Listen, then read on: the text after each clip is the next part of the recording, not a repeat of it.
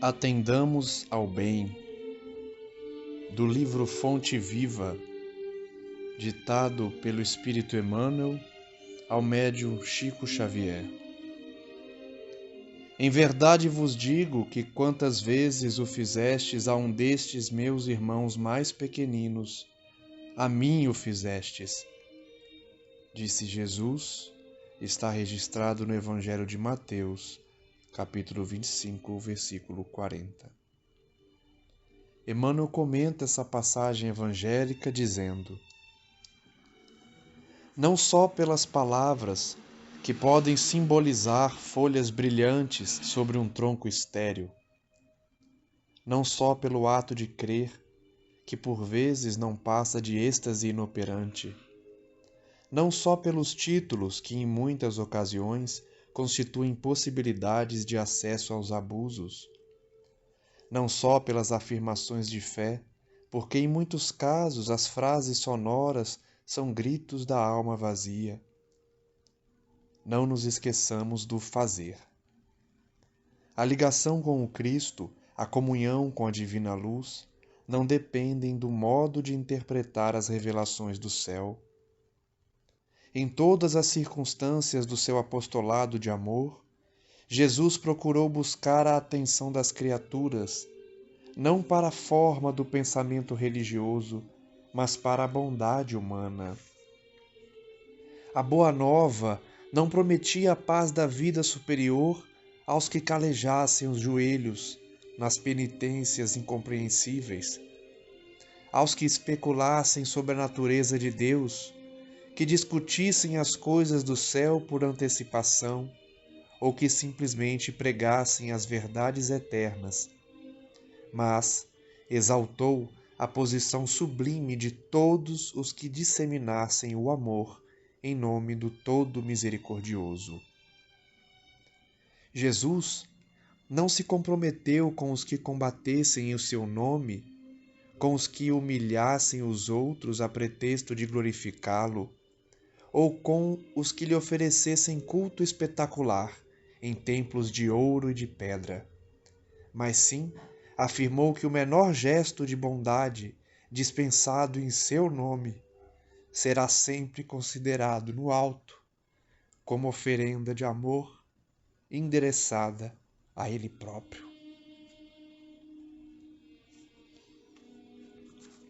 Nessa bela página de Emmanuel, ele destaca que Jesus veio para os aflitos, para aqueles carentes de pão espiritual. E na passagem em que ele narra que quando fizermos caridade a um sofredor, a um pequenino, é a ele próprio que fazemos a caridade. E aí Emmanuel vai dizer que não apenas as palavras são suficientes, pois as palavras podem simbolizar folhas brilhantes sobre um tronco estéril, sem vida. Não só o ato de crer, porque muitas vezes esse ato de crer não passa de um êxtase inoperante, um êxtase sem obras. Não só pelos títulos, pois os títulos muitas vezes são apenas possibilidades de acesso a abusos. Não só também pelas afirmações de fé, porque muitas vezes essas afirmações de fé são apenas frases, gritos de uma alma vazia. Emmanuel então destaca a importância do fazer. A ligação com Jesus, a comunhão com Deus, não dependem da forma que interpretamos as revelações do céu. E Emmanuel diz que Jesus sempre procurou buscar a atenção das criaturas, não para a forma do pensamento religioso, mas para a bondade humana. Não importa tanto a forma em que expressamos a nossa crença, mas sim a bondade do nosso coração. A Boa Nova, o Evangelho, não prometeu paz da vida superior aqueles que calejam seus joelhos nas penitências incompreensíveis, aqueles que fazem o seu corpo físico sentir penitências, necessidades, para, em tese, purificar a alma. Jesus também não prometeu paz para aqueles que discutem sobre a natureza divina, discutem as coisas do céu por antecipação, sem ter conhecimento, sem ter maturidade da razão para entender, e discutem sem cessar sobre a natureza de Deus, sobre as coisas do céu. Jesus também não prometeu paz para aqueles que apenas pregam as verdades eternas. Mas sim, Jesus exaltou a posição daqueles que disseminam o amor em nome de Deus. E finaliza Emmanuel dizendo que Jesus não se comprometeu com aqueles que combatem, que assassinam, que humilham em seu nome, a pretexto de glorificá-lo, nem com aqueles que oferecem um culto espetacular a ele, em templos de ouro e pedra. Não, Jesus se comprometeu com aqueles que expressam o menor gesto de bondade, dispensado em nome dele. E esses serão sempre considerados no alto, esses atos, como oferendas de amor endereçadas ao próprio Cristo.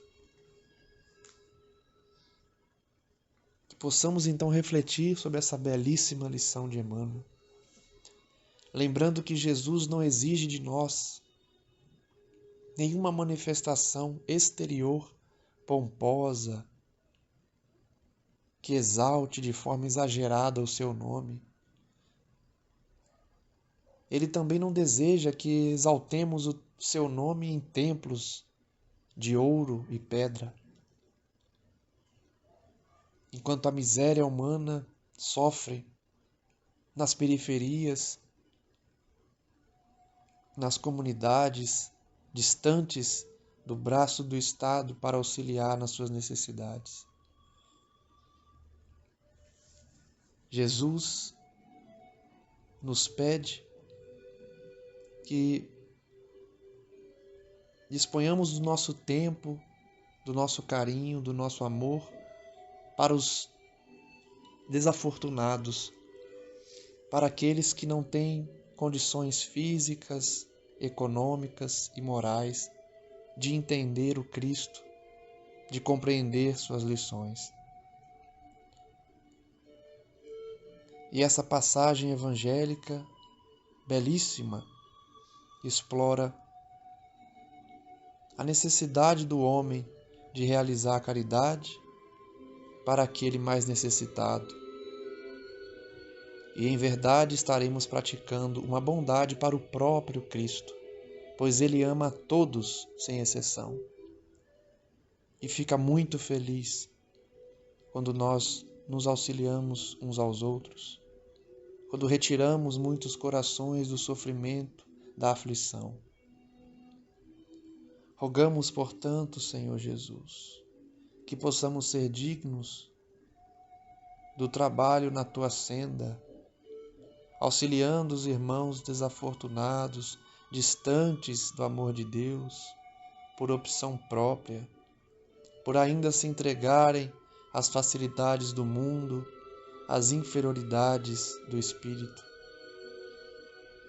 E pedimos que o Senhor possa nos dar forças, ânimo para seguirmos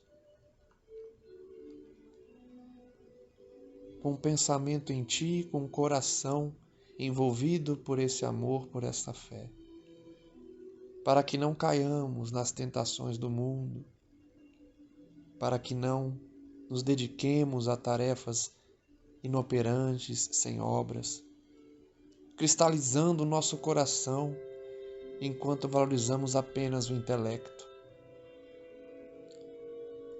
que jamais esqueçamos dessas lições, no sentido de valorizar a prática da caridade, o exercício do amor ao próximo e da vitória sobre as nossas más tendências.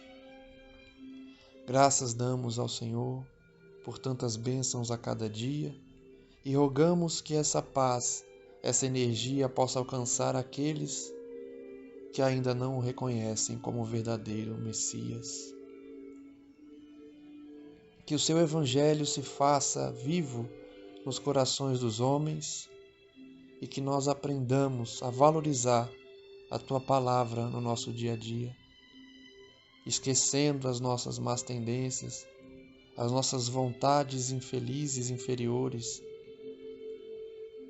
de gozarmos apenas a vida material, a vida carnal, se esquecendo completamente das necessidades da alma, desse contato com o Divino Criador. Que a paz se faça na terra, entre os homens de boa vontade, e que a falange bendita de Nossa Senhora possa envolver-nos, principalmente aqueles desesperados e aflitos, nas sombras, nos abismos do erro e dos vícios. Sejamos então uma luz para esses que habitam na terra e vagam sem rumo nas experiências terrestres. Que assim seja, Senhor. Graças a Deus.